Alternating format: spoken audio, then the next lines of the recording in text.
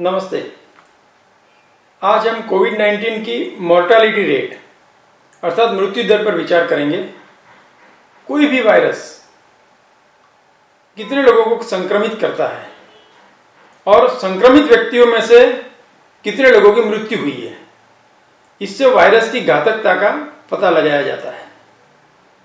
कोविड-19 virus को भारत में आए हुए छठा महीना चल रहा है। आकलन के लिए इतना समय पर्याप्त है। भारत सरकार के आंकड़े जो मीडिया के माध्यम से हमारे पास आते हैं, उसको आधार माने तो देश में आज मॉर्टालिटी रेट 3.2% अर्थात 3.2% है। इसका यह अर्थ हुआ कि हर 100 व्यक्ति में से लगभग 3 व्यक्ति की मृत्यु हो जाती है। इस हिसाब से 1000 पर 32 और 10,000 पर 320 व्यक्ति की मृत्यु होती है।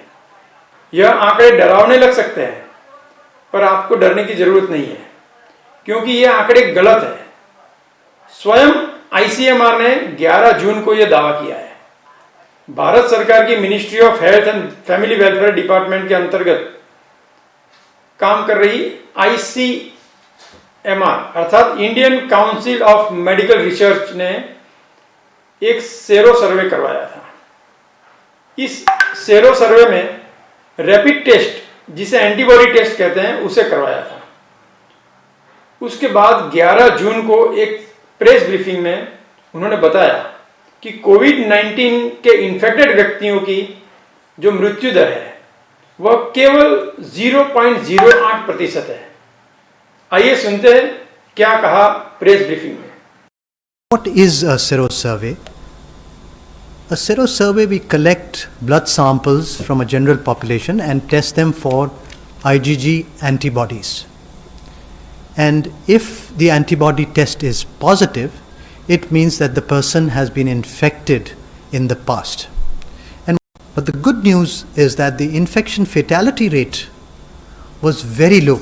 It was 0.08% as far as this 26,000 individuals was looking at the population. अब आप कहेंगे कि हमने तो ऐसा कुछ सुना ही नहीं है।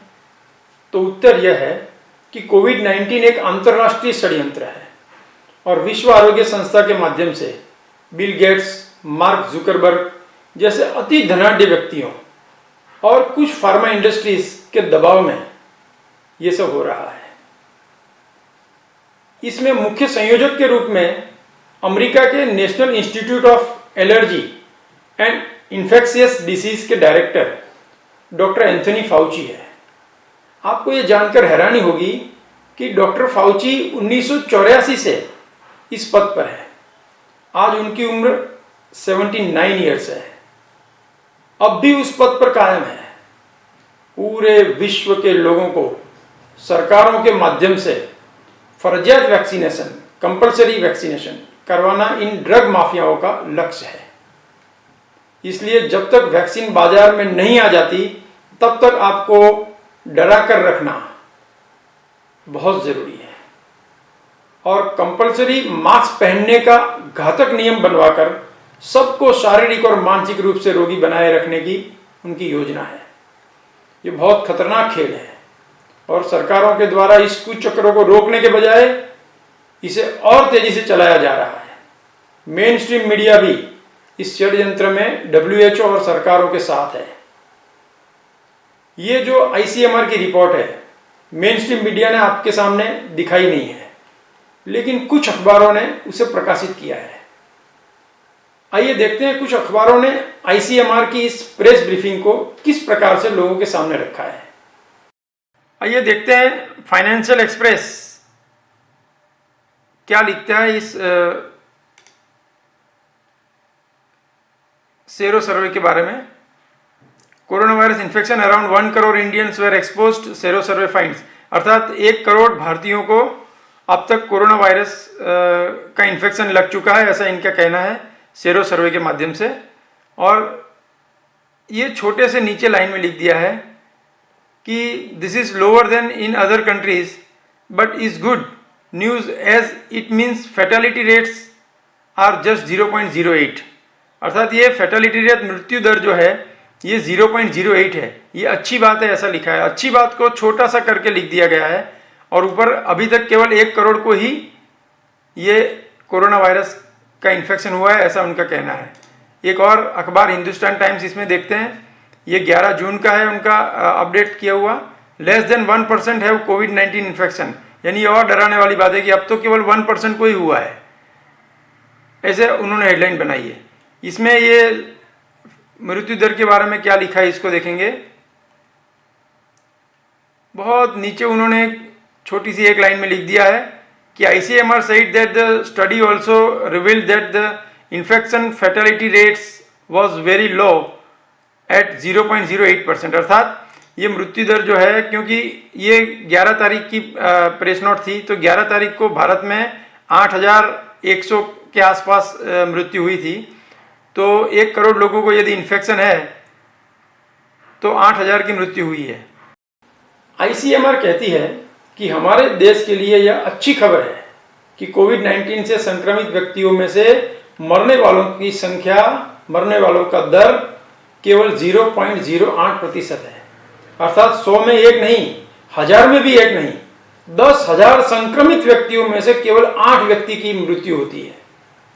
इनमें से भी 99% व्यक्ति कोमॉर्बिडिटी के नाम से कोविड-19 की भेंट चढ़ा दिए जाते हैं। यह बात मैं आपको मेरे पिछले वीडियो में कह चुका हूं और मेरे पिछले सारे वीडियोस की लिंक मैंने यहां पर नीचे डिस्क्रिप्शन में दी है, आप उसमें जाकर के इसे देख सकते हैं। इसलिए मैं इस विषय पर यहां पर ज़्यादा चर्चा नहीं करूंगा।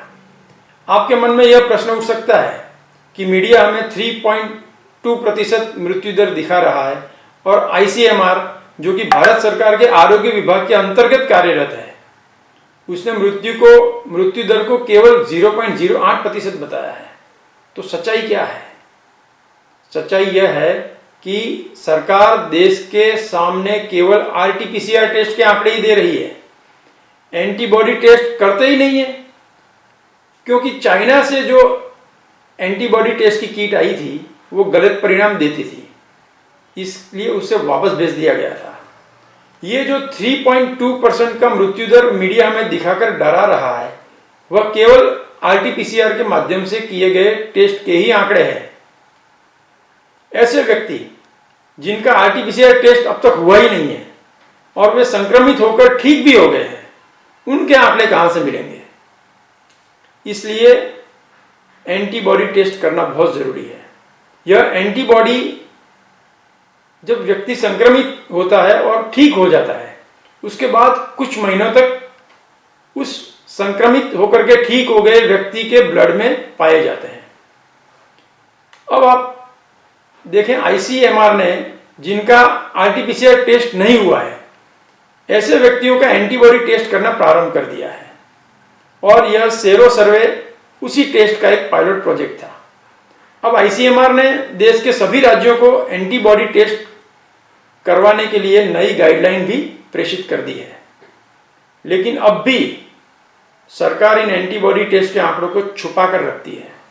सही जानकारी पहुंचाना सरकार का कर्तव्य है, लेकिन जब सरकार ही लोगों को भयभीत रखना चाहे तो कोई क्या कर सकता है। बस आप इतना समझ लो कि नया वायरस कॉमन फ्लू से भी कम घातक है और उसके फैलने की क्षमता कॉमन फ्लू जितनी लगभग उतनी ही है।